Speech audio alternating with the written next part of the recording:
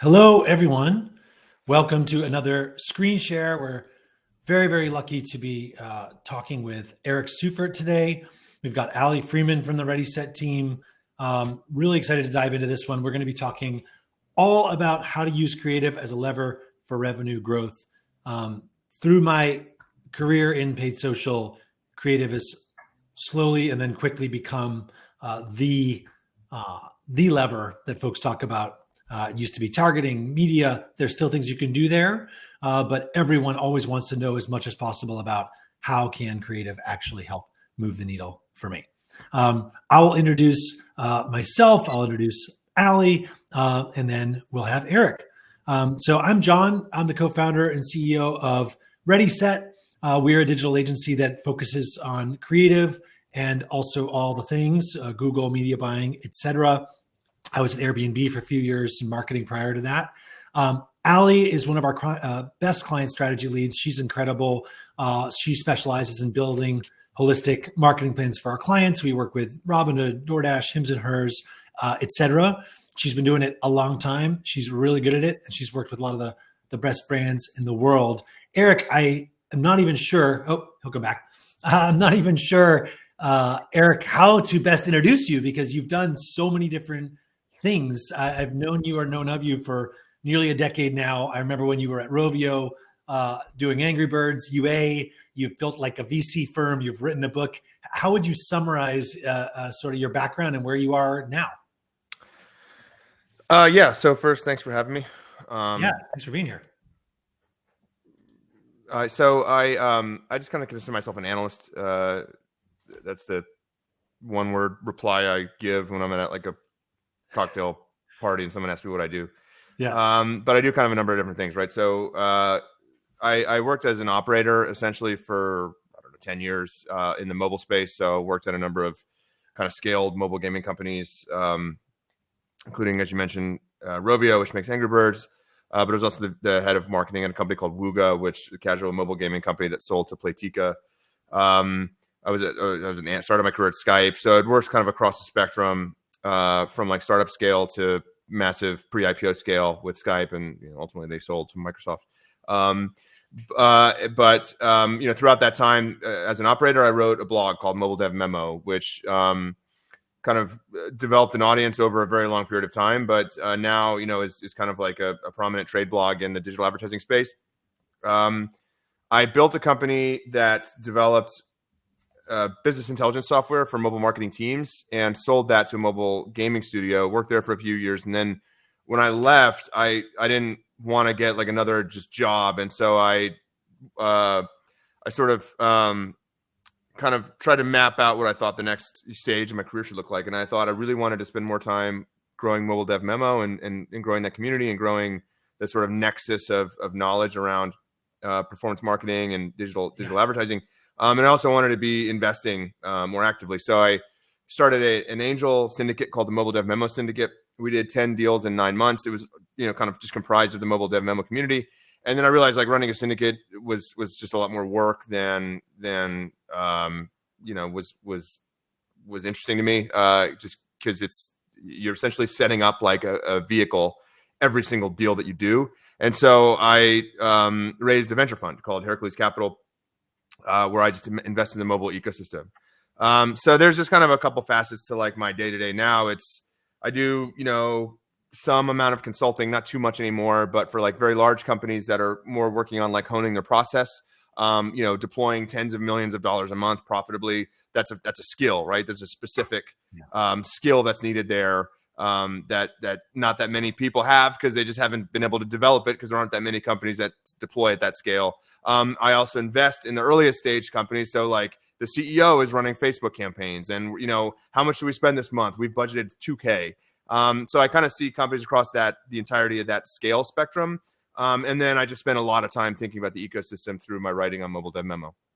I know you've been an investor a long time or through those two vehicles. I've never asked, and I don't know if it's public or you're comfortable, but can you name a couple names of companies you've invested in that you're excited about? Mainly so the audience can get a sense of like what parts of this ecosystem we're talking about that you're into. Yeah, I mean, all of them I'm excited about. So, but to just to just select a few. So Anonym is a company that makes privacy enhancing technology. It's a big part of my investment thesis, is that, privacy is going to play an increasingly important role in the way that digital advertising is bought, is served to users, is measured, is targeted. And so Anonym makes what's called a privacy enhancing a privacy enhancing technology known as like a trusted execution environment. They were just acquired by Mozilla a couple of weeks ago. So that's an exit for the fund. It's really exciting. Incredibly talented team that came out of Facebook. Thanks very much.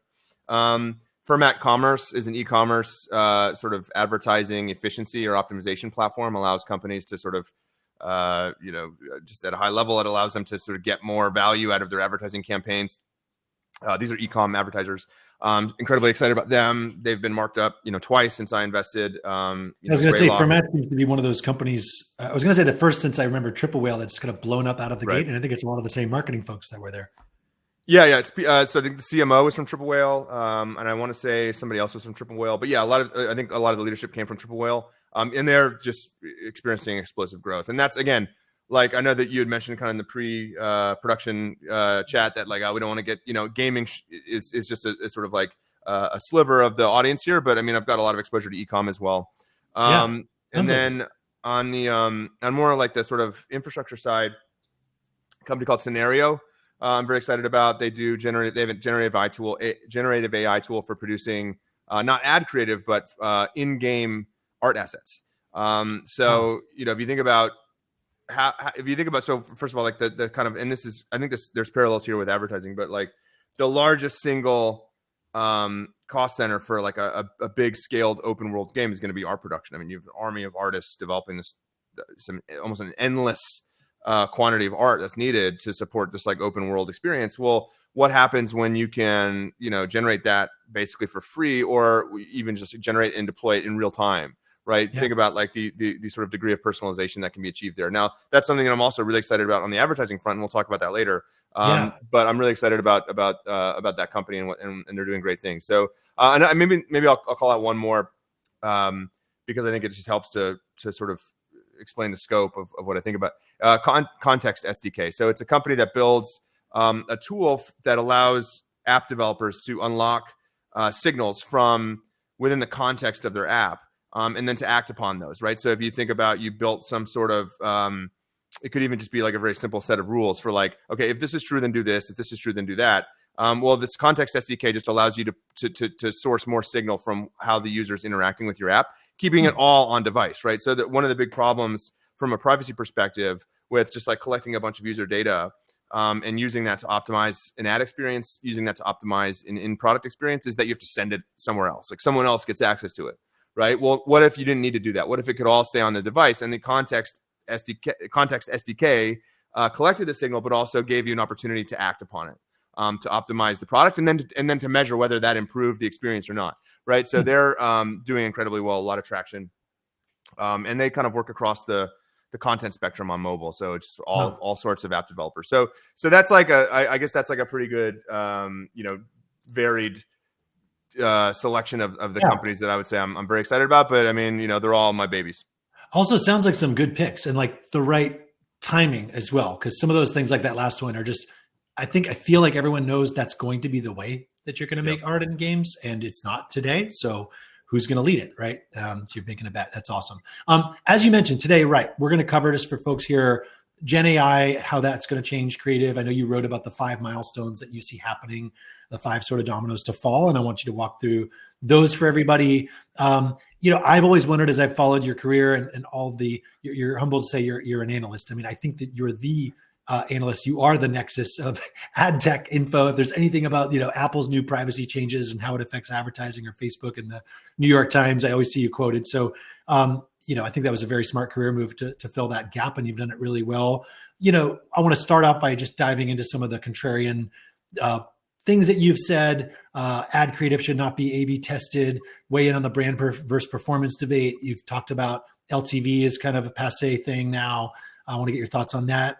So we'll cover a lot of ground. I come more from the pure creative side. Ali comes from the creative strategy, client strategy, media side.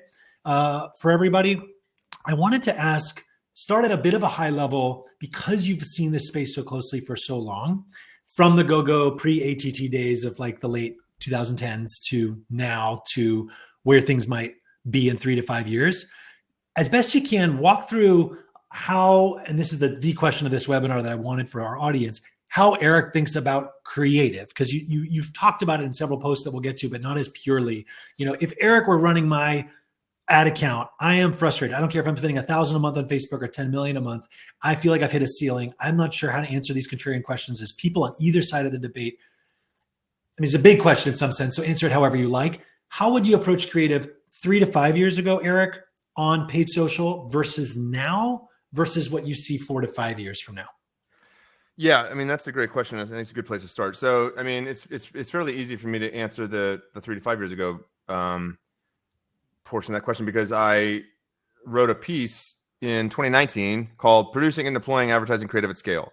And at the time, it was one of the most read articles I've ever written. And I just sort of laid out this framework for doing high volume creative testing. And this is pre-ATT, but it was kind of right in the midst of Facebook's transition from, being this lever pulling machine or lever pulling interface to like total automation, right? So if you think about the progression of Facebook as a media buying platform, there's a great book called Chaos Monkeys, written by Antonio Garcia Martinez, who was at Facebook really early, right? And he talked about Facebook's sort of like early ad system, and they started out by building FBX, right, which was just a programmatic exchange to buy the ad units on the right hand side, and that didn't work, right? That just didn't work. And what they ultimately moved towards was the in-feed ads, and then the mobile feed ads, which became like the heart of the company, right? That's the heart of the revenue engine of the company, is the mobile feed ads, right, on Instagram and Facebook. It's 95% of all their ad revenue is mobile. But if you think about the progression of their platform from like a targeting and an efficiency standpoint, you originally did interest targeting, right? Because they had, you're part of a group or whatever, you're part of I love old cards or whatever, and that could be used. Yeah, you can think about this. And then they developed conversion-based targeting, right? So, Yep. And how they did that was they deployed a pixel to their web advertising partners, and they deployed an SDK for their app advertising partners, and they built a feedback loop of data. So like we showed the ad, and now we get to know what happened after the user saw the ad and clicked on the ad, because you're basically establishing a pipeline of data that goes directly to me that helps me understand the post-ad interactions. And there's kind of two use cases for that. It's like one is, and think about any sort of like high value conversion. It could be someone, all the stuff that's available to the platform that's directly observable to them is top of funnel stuff. It's they see the ad, they click the ad, right? Yep. But everything that happens after that is the down funnel stuff, is really what the advertiser cares about, direct response advertiser. And this is where you saw this, like, this very sort of like, I think you saw this very dramatic bifurcation of those two camps. Because the brand advertiser just cares about showing the ad. The direct response advertiser cares about the outcome of the ad exposure and getting as close to the purchase as they can with that, right? And so Facebook develops the pipeline, which allows the advertiser to send those conversion signals back to Facebook, and Facebook can know, like, okay, well, what are the high value conversion signals that you'd care about, that you'd want to optimize for? Well, maybe add to cart, right? That's something. It's not quite a purchase, but it's closer than a click. What about adding 3 things to cart? What about completing some number of levels in a game? All the way to, did they make a purchase, right? And so that allowed AEO to surface, right? So app event optimization. Now that's an app thing, but it also existed for the web, right? And that's to say, okay, you decide what's a high value outcome. You price that, and then you tell us how much you're willing to pay us if we deliver that. Right. You do the heavy lifting of pricing that, identifying those conversion events, pricing them, and just tell us what you want to pay for them. And then that'll fit into the auction stack, however it does. Right. We'll do all the advanced math of like, well, what's the expected value of showing this ad to this user if one person's bidding $20 on a purchase, another user's bidding $8 on an add to cart or whatever. We'll do all that. We'll figure out what the probabilities are. You just tell us how much you're willing to pay. And then that was 2016. 2017, they introduced value optimization, which was, okay, you know what? That's too much work. That's too much work for everybody to be able to do, because I need to be able to service the advertiser, the local flower shop that's spending $100 a month, as well as I can service the big brand spending $1 million a month. And so what I'm going to say is, here's what I need you to tell me. How much return do you want to get on your ad spend? Is it 1.1 in 1 day or 7 days? Is it 10%? Is it 50%? You just tell me that. And then I'll optimize everything else, because I know the revenue that you're making, because you're sending me the revenue events, right? Yep. So that's 2017. Then on the app side, they developed, what was called at the time AAA, right? Automated app ads. And that took that to a whole nother level. It said, okay, well, we're doing all of the optimization for you. Why are on the bidding side, right? And the targeting side. Why don't we, on the bidding side with VO, right? To get you to the economics, the return economics that you want. Why don't we do everything on the bidding side too? And on the optimization side too? Why don't we just take over everything? Why don't we take all the levers away from you and say, you know what? We're better at that. We know who to target, right? We have all the data. Why give you the opportunity to exclude people? Because a lot of times advertisers think in terms of big groups, like demographic groups. But demographic groups are not very predictive for outcomes, for purchases, right? Yeah. I want the person who's in market right this second for a T-shirt. I don't care about their gender. I don't care about their location. And those things are not necessarily correlated, right? Let me just find the individual. Forget all of the sort of like groups that they belong to, because I care about the individual and their ability to purchase, right? And so Facebook knew how to do that. And they just said, look, let us take that over. And that was AAA, right? So that was a precursor to Advantage Plus. And then ATT happened, right? Which broke that pipeline of data. Yeah. And so now what Facebook's had to do is ramp up CAPI, right? So they did a lot of stuff on the consumer-facing side, which is to drive more engagement, which was short-form video and doing all of the curation and all of this sort of like machine learning-driven recommendations, right? Then they did all the stuff on the advertiser-facing side, which was Advantage Plus, right? But then they did all the stuff on the back end, which was trying to recreate that pipeline without needing to use PII, and that's CAPI and that's AEM on the web. In apps. So it's CAPI for everybody, and the AEM specifically for app advertisers, and that's pulling in those conversion events that are anonymized, right? So there's no PII, but you've got the IP address, and you're able to do the modeling that helps you attach the outcomes to the campaigns, right? You can model it, but as I understand it, used to be in your previous 2016-17 world, you knew that this guy may not fit the right demographic or whatever. Who cares? They're buying a lot of T-shirts, so show them this ad. Facebook would know that behind the scenes, and now all of a sudden they don't know that, and they're just trying to model it as best they can. Right. Right. So if you go back, so I'm going to answer the question, but I think that history is important. So now you go back to like, okay, 3 to 5 years ago, what would I have recommended? Well, invest heavily in creative, right? Because we know we're moving in this direction. Well, Facebook had to put a jetpack on and go to like the terminal, the terminal sort of, theoretical limit of that because of ATT. And so what's even more important now is creative, because you have no levers available to you except for that. And so it's just feeding the beast. Giving that automated system as much ammo as it needs to experiment, because that's all that does. It's just an experimentation machine.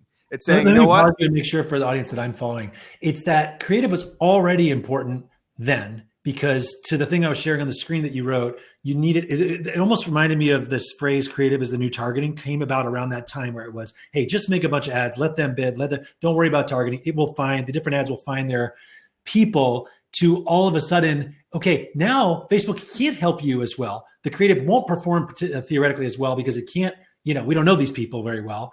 So now creative is actually not less important. It's more important because we're more in the dark. And so the more data we can get, because it has to be anonymized, we don't have PII, it's actually more important than it was in 2017. Yeah, because the experimentation is more expansive, right? So before, if you think about the way they did targeting, it was like brute force guerrilla targeting. It's like, well, we know this guy buys T-shirts, let's show him a T-shirt ad. Right. Now it's like we don't really have that much information about the end user. So what we're doing is we're experimenting across all the different permutations of the ad, and whatever information we do have on a demographic basis, which could be geo, it could be device type, it could be and then probably some conversion history that's been modeled, right? And so what you're having to do is just take optimization, like true optimization, to that extreme sort of form, which is like, show what placement do we use? What are the combination of audience, like demo features that we're trying to use? What are where in the cycle, where in the sort of session are we showing this at?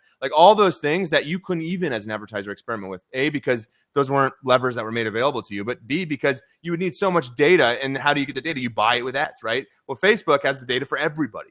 And so it's able to sort of intuit a lot from that and just go through this mass experimentation process with every single possible setting for showing an ad, and to do that very quickly, right? And because they have all this data, they don't need to spend some minimum amount of money or whatever to ascertain whether this was the right group of settings for your ad. But because they can just do it very quickly, and they can use feedback that's not available to you or just wouldn't be robust enough to make a decision on, because you'd only have a much more limited set of data. So maybe that's just like number of seconds that you stopped to watch the ad in. That could be a good indication that this ad works well, right? And then on that basis, they continue to put more budget behind it. But the thing is, if you only have one creative, well, then you're testing one creative across all these different options, right? What you want to do is pair the exact perfect creative with that exact perfect placement. Let them do all the experimentation, not just on their surface area, but with all the ammunition that you're giving it, which is creatives, right? So you take this instead of having one matrix and then one thing that plugs into each node, you're taking a big giant matrix of creative and combining it with a big giant matrix of ad settings, and then building a 3D matrix across all of that. That opens up such a huge box of questions, right? Because coming up with a huge 3D giant sea of creatives sounds probably expensive to people, or especially smaller companies. I wanted to ask you one quick thing that you mentioned, these settings. I was just talking to someone recently about this. There are different theories on this.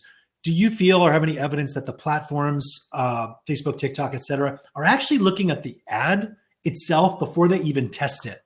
Hey, we know this ad is for Billy Razors, and this is a guy in the ad. It's not going to work, or it is going to work. That they actually are able to use AI or something to understand the ad, the length, whatever, and use that as an input? Or are they just looking at sort of where it's going and all the other settings you mentioned? Well, that's a good question. I mean, that would basically be like a priori assessment of the creative's suitability for whatever placement, because a placement is a series of a number of things, right? I mean, think of it as an impression. An impression is a some sort of combination of features or settings, whatever. So it's the placement, right? Is it in the news? Is it in feed? Is it in is it in Messenger? Is it on a product page or whatever? What all the audience features, the device features, all that kind of stuff. So that's all the stuff that informs, like that's like the definition of the placement is just that combination of things. And then the creative suitability is, well, okay, has this creative worked there or not? Now, if we know nothing about the creative, all we care about really is the outcome. If we want to intuit things about the creative suitability, we could use some sort of classifier to say, okay, well, this is A, for some type of product, if that's obvious, like shoes, or B, like what is just like the sort of like what's the sort of like aesthetic theme of this? Is it like colorful, or is it even is it a 4-second ad or a 40-second ad? Well, I'm thinking more about it. It shouldn't be that hard for them to actually look at some of those things and add them to their settings, as you call it. Well, that's just directly. I mean, that's just a meta setting of the file. But true. But if you wanted to go deeper than that, you could look at like aesthetics. You sort of like parse apart aesthetics.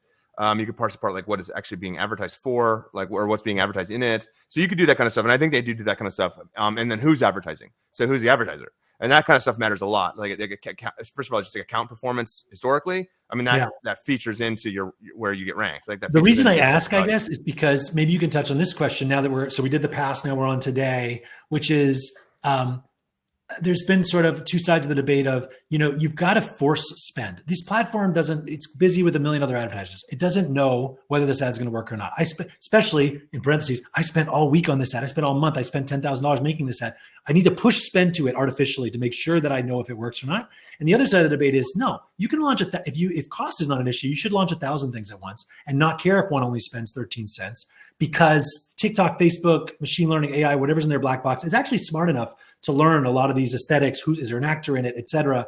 And it's, even if it only spent 13 cents on something, it's because it knew something. It knew that's not going to perform. And don't worry about you having to be the judge of, pushing spend to stuff. Yeah, well, I mean, I think it's important. So I think first of all, I mean, just taking a step back, I think it's really valuable for anybody that works in this space to understand auction theory. Um, so I'm going to have a book on my desk or on my bookshelf, auction theory. Like just understanding how auctions work is incredible. And I've got a bunch of books about auction theory actually, but understanding how auctions work is really important in understanding why or why not your ads get delivery. And how what you pay for ads, the unit cost of ads. It's just really important to understand that, right? And so it kind of boils down to just like expected value, right? And so like, what is the platform's expected value from showing your ad in that placement, right? Part of that is conversion probability, and or that it essentially is conversion probability times the bid, right? That's what it is. And keep in mind that like if an advertising platform has an impression available, that's an asset at that moment. That's an asset. How do they monetize it? Well, they decide, how am I going to get the most money from that? Essentially that's just ranking the expected values of all these ads that are available to be placed there, right? And so if your account historically has a very low conversion rate, or this ad has a very low conversion rate, or this campaign has a very low conversion rate, well, you're going to get your expected value is informed by that, right? And so like that's why in that piece I was talking about with creative, it's like it's so important to make sure that you're just you've built a process that's constantly producing creative that maintains that essentially the performance level, because as that starts to decline, your delivery was going to decline. It's not just that like, okay, well, we're getting worse outcomes for this, we're getting worse economics, but actually you're going to get shown less because you're ultimately have to bid lower. And so, but even if you maintain the bid, since your ad has been saturated, there's fewer new people to show it to, right? Yep. And so you're just gonna convert less. And so on that basis, so that ad essentially is being wasted when that impression is being wasted when your impression is being served there, because they could have made money from somebody else and they actually showed yours, nothing happened, and you didn't pay, right? Because when you're paying for conversions, that's what you pay for.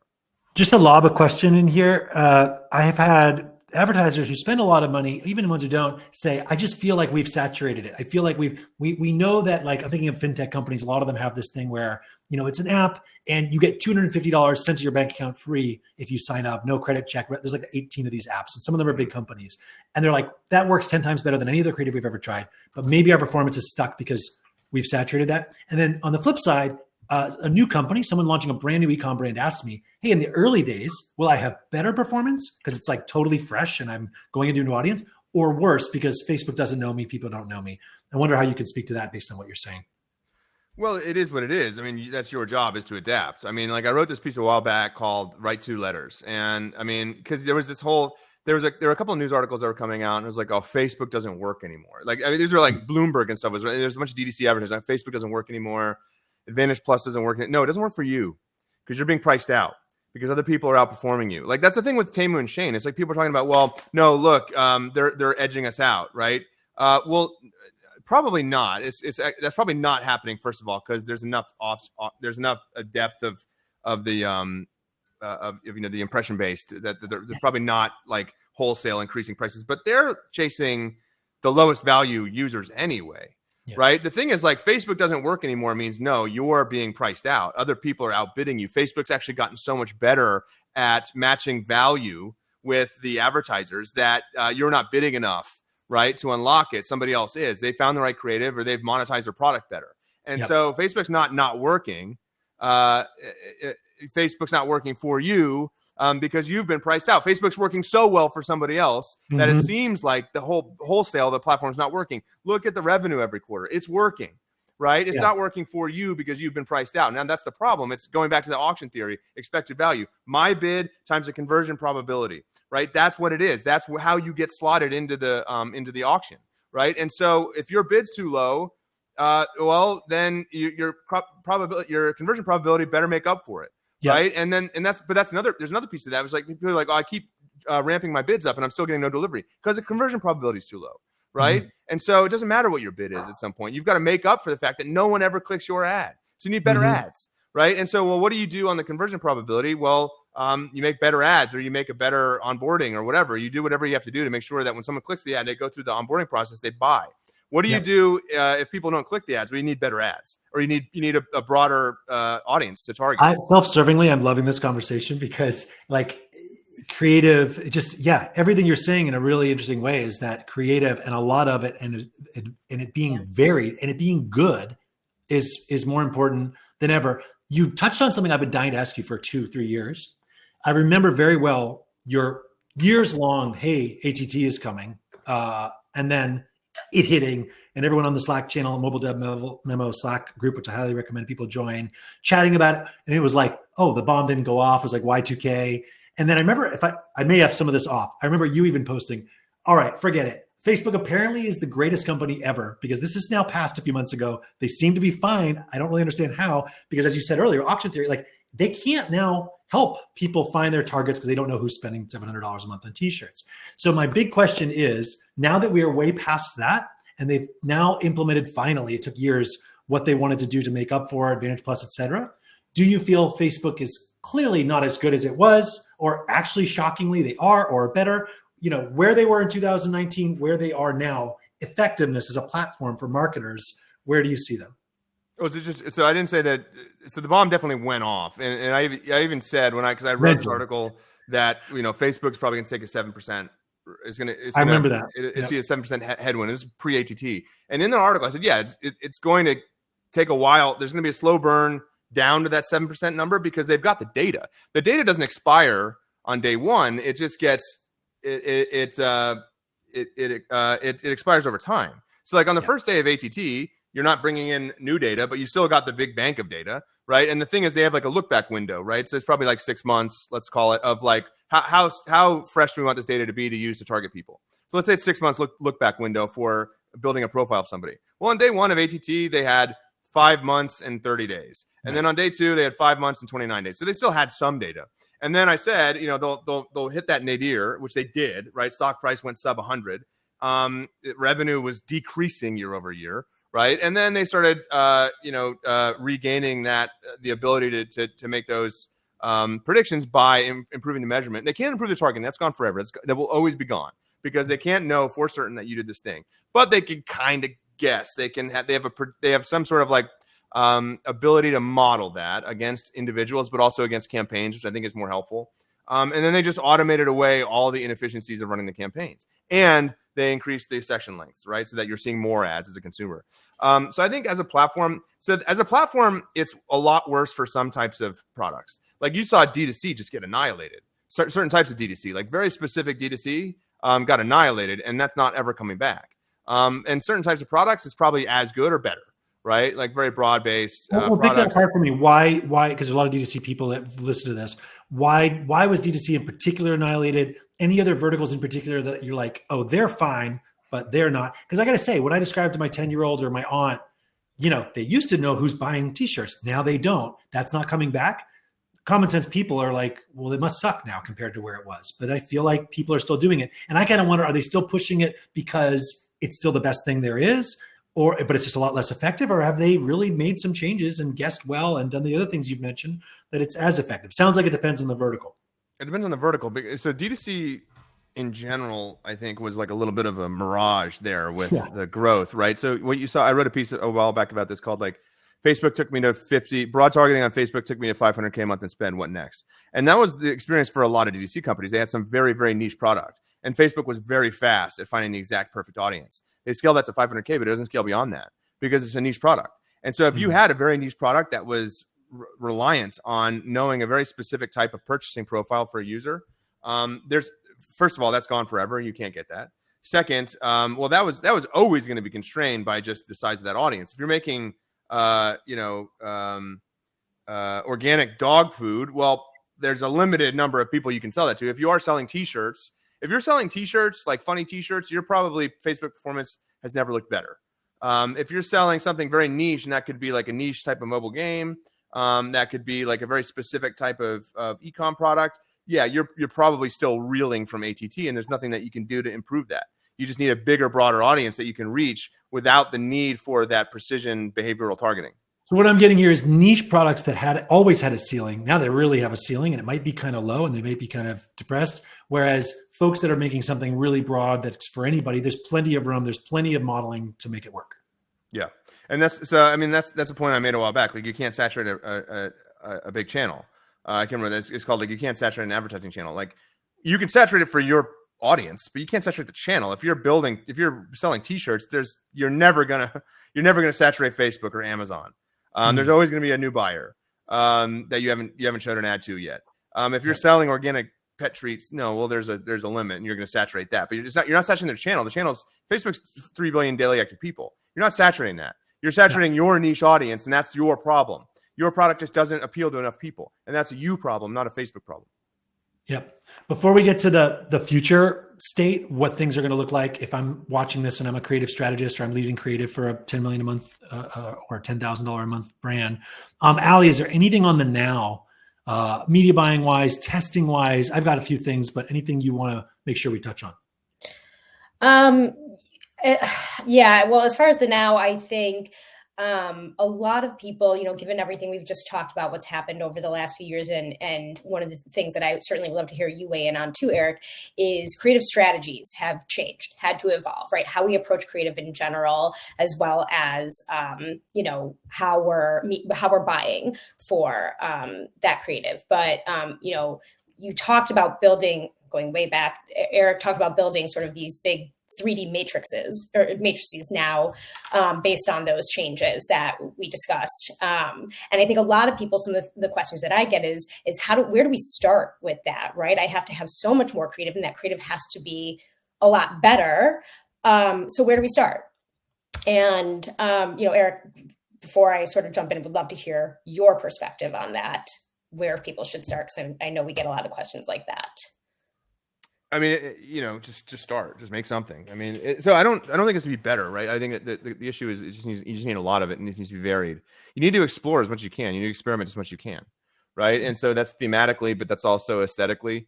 And so, there's a spectrum, right? Like, and you see like D2C people on Twitter talking about like, oh, you should make bad ads, like ugly ads. Like, you can't ever say that definitively. You should try that. Maybe it'll work. Maybe it won't. You should try everything. Now, obviously you're constrained with production budgets or whatever. I think a good place to start, if you genuinely are like sitting at zero spend, is just go look at what competitors are doing. Take some inspiration for that. And you can do that easily with the Facebook ads library, right? But I think you should ultimately your goal should be to explore every single possible avenue for communicating your product to a potential user, no matter who they might be. And so that's with aesthetic styles, that's with concepts, that's with formats like video, static, that's with animations. I mean, your goal should be to say, I explored every single possible way to represent this product to the consumer, and I am confident that the creatives and the concepts and the themes and the aesthetic styles that I'm using now are the most effective of among all options. The problem is a lot of people get stuck in like a local maximum. Right. Which is like, well, okay, I experimented a little bit within this one sort of creative bucket, and I think I found the best. And then, there's a law of gravity here. It's like the performance is going to degrade over time, right? Because, you're not showing new stuff to different audiences. Right. And like and that's what these algorithms do. It's like they hone in on, they find, the sort of like the best, they sort of like constrain the audience targeting over time to who they believe are like the best possible recipients of it, right? And so you need to constantly be exploring this stuff. Is there a definition of the end state of? Is there an end state of exploring, and where's the ceiling? So like, imagine I'm on this screen share and I'm spending $100K a month, and I've got a kind of a pretty highish CPA, like my product's a little expensive, and I'm making a 5-10 ads a month, and I'm feeling decent about it. I'm watching this going, Jesus, and I've only tried a few different aesthetics ever. I need to be making hundreds of things. That seems impossible and expensive. Even setting aside the creative production for the moment, we'll hopefully get to that. Yeah. Just the testing. So let's say that magically they were able to go, skitter shatter a bunch of Canva, 300 ads that were kind of different. And they're like, all right, I'm ready, but I'm only spending $100K a month, and my top ad is taking 70K of that. What would Eric have me do? Like, how much do I need to spend on each of these to know that it works or doesn't work? Yeah, so I mean, this is just a process question, right? And there's no right answer, right? So ignore everything you read on D2C Twitter, because there's always someone selling the right answer, and that just doesn't exist. The right answer is test. And so what I see, so first of all, I mean, a lot of companies will fix the testing budget to some proportion of revenue, so maybe it's 10% of revenue, right? But think about it this way. If you found a creative that was 3 times as performant and you could scale revenue that much, how much is that worth to you?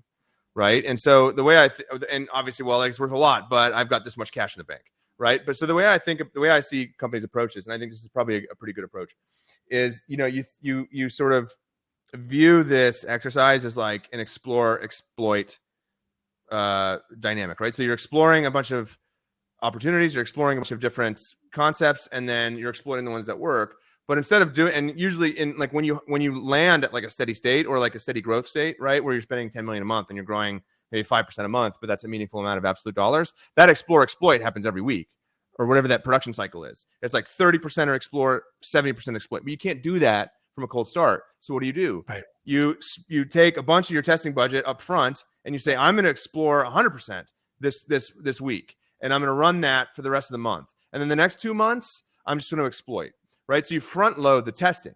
You say, ultimately, over the course of these 3 months, I'm going to test 10% of my revenue, but I'm going to front load a lot of that, because what I want to do is I want to find a concept that works really well, that outperforms the baseline. And then I'm going to exploit that for the next 3 months, grow revenue, right? Because if you're working with like $5K a month or $2K, like $500 a month for production budget, well, you can't do that. You need to front load it somehow. Yeah. And so you look at it on like kind of like a more a sort of like much longer timeline. Say, I'm going to front load the testing. I'm going to test a ton of stuff, and then I'm going to find whatever works. I'm going to exploit that for the next 2 months, recover that money, grow the revenue, and then the next quarter I'll do the same thing, and then maybe that gets reduced to a month, and then that's essentially at some steady state. That's like, okay, that's every week we're doing that.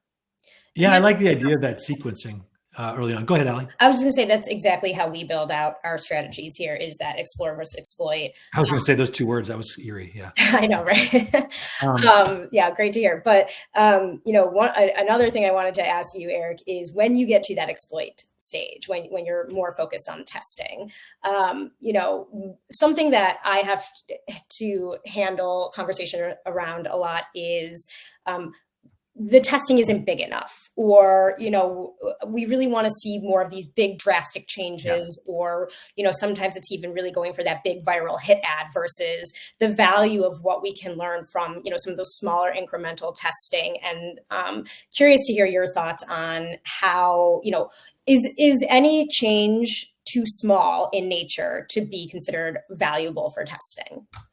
Yeah. So, I mean, maybe I'll start with my kind of philosophy here for creative testing, which is like, actually what you're trying to do is root out the losers as fast as possible. You're not really trying to identify the winners. The winners will become apparent after enough time. Yeah. You're trying to eliminate the losers, the stuff that you're wasting money spending on. And a lot of times that'll happen just by nature of the platform, but kill those off as soon as you can.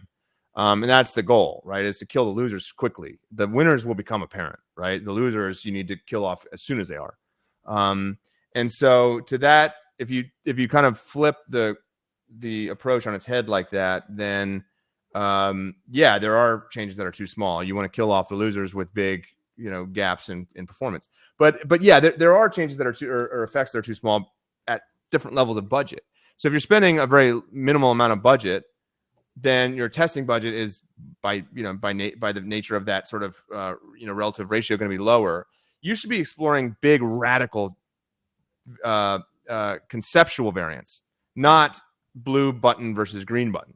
So I'm talking, if I'm running 5 ads a month, because that's all I can afford to do, they better be radically different, because that's going to give me the most opportunity for exploration. If I'm running 5 million a month, then I'm having a couple of concepts, but within those concept families, there's a lot of different variants, right? And I'm testing all of those against each other. And so, yeah, I mean, at that 5K a month or whatever, to 50K a month, yeah, you want all your variants should basically be just different concepts, and they should be radically different from each other. They should be radically varied to help me determine like the best way of representing my product. Now, taking that winner, then I can variate on that and have a couple of different versions, and like maybe even on that, I get into like more and more minute changes. But I think if you're talking like the lower, the smaller the spend, the sort of more radically different every variant should be from every other variant of your test. This is so funny, Eric. I totally agree. And I'm really glad you and I have never talked about AirPost, but like you literally just described our thesis for it. And like it's quietly launched recently. It's on wait list, but this is the thesis of this entire product. It's a SaaS product. We spent years and millions of dollars building it, and no one edited any of these. All the avatars and people didn't know they were shooting a Billy ad, although they've signed everything and ethically aware of it. But the idea here is for low hundreds of dollars, someone getting off the ground to be able to just have all kinds of different concepts without all the work and expense and time. And the idea, we have we give you 30, 50 now, and there's a few more every day, and eventually it'll be thousands. My friend Chase Moseni is doing the same thing on the image side over with Creative OS, which is very cool. So I think we're not the only two. So I think you're going to start seeing people try to use AI and other things to do exactly what you're talking about. Because up till now, it's been impossible to make 100 different concepts, cheaply. Yeah. Okay. I had one question you're maybe not going to like about this specific thing you just talked about, which is test as much as you can. And I get that the answer to this is nuanced, totally depends on the size of the company, et cetera. Everyone's always looking for a rule of thumb. I hear you. There's no right answer. But we still understandably get this question all the time. Okay, but when do I know it's a loser? Let's stay with your find the losers. You're looking at an account. You decide what the account looks like. You can just pick something, whether small, big, spending a lot, a little, high CPA, low CPA. They really want to understand, how does Eric think about when I should kill something? How do I know I can tell my CEO that one's not working? Well, I mean, the thing is, you don't really need to do that anymore. Luckily, I mean, the platform will do that for you, and they'll just restrict delivery, right? So that's why I've always hated the idea of A/B testing, because that's not A/B testing creative. Because you set okay, you need to spend this much. Well, that's not how platforms operate. Like, they will throttle delivery, like I said, going back to the auction theory, on the expected value. So if it's not working, it's not working. They just. But the pushback there is always how can it know? Like, it has literally spent $1.12 on this thing. Like, there's no way, quote unquote, I'm just telling you, the devil's advocate, that Facebook knows that this ad can't scale. Well, no, because it can, but there's just signals that you can't see, right? So it could be how many people hovered over the ad for half a second or more, not clicked, not purchased, but just hovered over it, and that could be enough of an early signal to know if it's worth even pursuing. And it's just like that gating approach. And what would you say if there's, the same ad is constantly eating up all your impressions and all your spend, really not allowing for room for the other, newer ads to kind of, take a stand and prove themselves? Would you recommend pausing that top performing ad to kind of give some breathing room? Or do you think that kind of just instantly tells you, okay, these are still not as strong as this top performing ad. We need to take this top performer and continue to iterate or use that as sort of a framework moving forward?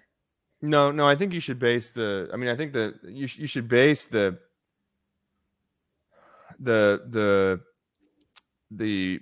perform. I mean, what you're trying to do is maintain the average performance of or improve over time the average performance of the sort of like live campaigns. And so if an ad creative doesn't do that, don't use it. Now, can you determine that? Can you discern that from testing in a testing campaign in comparison to the performance in the live campaign? Well, that's why you wait. That's why the winners appear over time. Everything that's not going to perform, it won't get any delivery. Just kill it off. Something that something that's not performing as well in test to what you see in live, but it's within range. Maybe just give it more time. But the thing is, then you just or you graduate that, right, and you just see. I think if you could say, okay, there's some threshold where we're willing to be a little bit experimental here, where it's like, okay, well, it's 10%, there's 5%. It produces like 5% worse economics for us, but it's also in a different environment, and maybe it would do better if it was in live. But I think the idea is, like, you would never want to kill a performant creative just for the sake of it. Like that, it's like that if that there's a sort of curve that I show in the testing creative piece, where it's like this kind of S curve. It's like creative, like a winning creative, a creative that works will kind of like perform well, but it's like slightly degrading. And then there's like a moment where it inflects radically, and then it sort of like settles into some like long-term performance standard. And I say that there's a half-life, right? So what you want to do is you want to kill that creative before it hits that deep inflection, right? So that really the only degradation is just that slight bit at the before the first kink in the S curve. But if you're still there and you can't sort of replace that with anything that works better, then leave it until you have to kill it. That's the thing. Because what are you going to do? You're going to just kill it for no reason. I mean, so you'll leave it until you have to kill it, but you always want to have stuff that you can put in there that at least performs as well. Eric, tactical question on that before I want to ask the most upvoted question, and then I want to talk about AI in the time we have, which is, there are people that are pretty religious about if thing is performing, just don't touch it. Don't touch it. Don't move it. Don't try to new account. And then I would say there's a majority of people that say, if you have a testing ad set and it's working, move it, pause it and start the same ad in a more evergreen set. Do you have a point of view on that? Yeah, I mean, I like this concept. I read about this this idea from like the Middle Ages called like it's called like Forever Stew or something. It's like there were these medieval inns, right? And you'd go there, and they'd have this big cauldron on a fire all the time, and they're just constantly like dumping like water in it or whatever. But like the whole idea was like you come, you bring something, you put it in there, and you can grab a cup of stew. And like that stew is obviously like, it's depleting, the all at some point there's an ingredient in there that's gone, but there's always like a full stew. And that's how I like to think of live campaigns. So you're killing the stuff when it stops performing below whatever the standard is. And you should know what that is, by the way. I mean, there's a question in here about like, well, you're paying for down funnel outcomes, but you're testing the creative. Well, the creative should be tested against whatever you're paying for. There shouldn't be any sort of mismatch between that. I'm testing my creative. I'm evaluating my creative on the ability to drive the down funnel outcome that I price my bids on. Those should be totally aligned. There should be no mismatch, right? So as soon as the economics break in this creative, I kill it. Now the goal is you always want to have something to replace it with that works at least as well, right? To maintain that performance, because ultimately what you're fighting against are the unit economics, right? Am I buying revenue at profitably? And so like that's what so I see a lot of companies a lot of times that like they'll test creative on the basis of IPM, but their live campaigns are targeting against purchases. Well, that doesn't make any sense. And they'll say, well, it's too expensive to test that way. Well, no, then it's not. Like it's too expensive to make any sort of assumptions about how IPM translates into down funnel conversion probabilities. I want to ask the most upvoted question and then jump to AI. I take this question, if I'm understanding it right, from Nikita as like, okay, you're mentioning e-com and certain verticals are just crushed by ATT. What the hell should they do now? Eric, what is your take about how products should adapt to the less and less targeted ads due to the stricter privacy? Should they take over some sort of optimization agency from ad networks and start personalizing the experience much faster from the first seconds since the customer engages with the product? What can they do? And is that an option?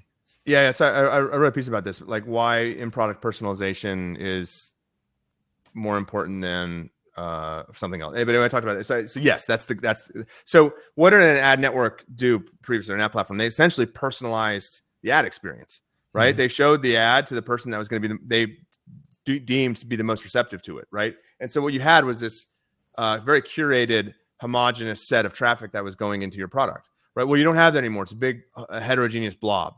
And so you need to figure out quickly who the best users are, and then super serve them to get the best, to provide them with the best possible experience that leads to the most aggregate monetization. So essentially, yes, it's taken that personalization requirement and it's shifted it, the onus of that. It shifted the onus of that from the ad platform to the advertiser, and making sure that their product best serves the users in that group who would have been sent to the product before, like who would have been chosen as the best possible users. Well, they're in that big group now, probably. You just don't know who they are because everyone can't be assumed to be like that. And so you have to find them, and you have to super serve them. You have to make sure that you very quickly, because you don't want to build the app so if you build the product or the app to the sort of like average performance of that big blob now, well, you're going to churn out a lot of the users that previously would have been super users. You bring the average monetization down,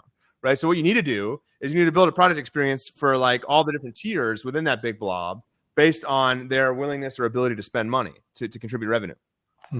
I want to hit a couple lightning questions and then hopefully just touch on AI. Maybe I'll end up making it a lightning question. There's so much I want to get to, and this has been awesome. Yeah. The brand versus performance debate. You've written about this. You talked about brand equity is different than brand something else.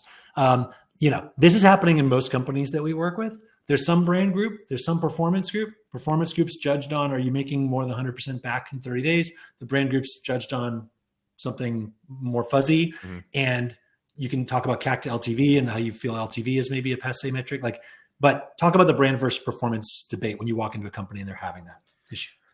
Well, I mean, I see any sort of debate about brand versus performance as a sign of just like poor leadership. I mean, those are both two components in an overall strategy that should be performance marketing, right? There's no such thing as non-performance marketing. There's no diametric opposite to performance marketing. Everything should be performance marketing.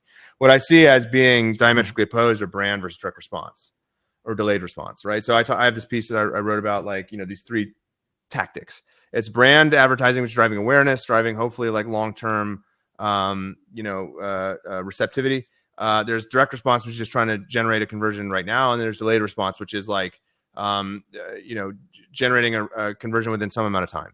And those are just different tactics that should all fit within a performance marketing strategy. And if the CMO is allowing, brand versus performance sides to emerge, or arguments to emerge, then they're not doing a good job of unifying all of that.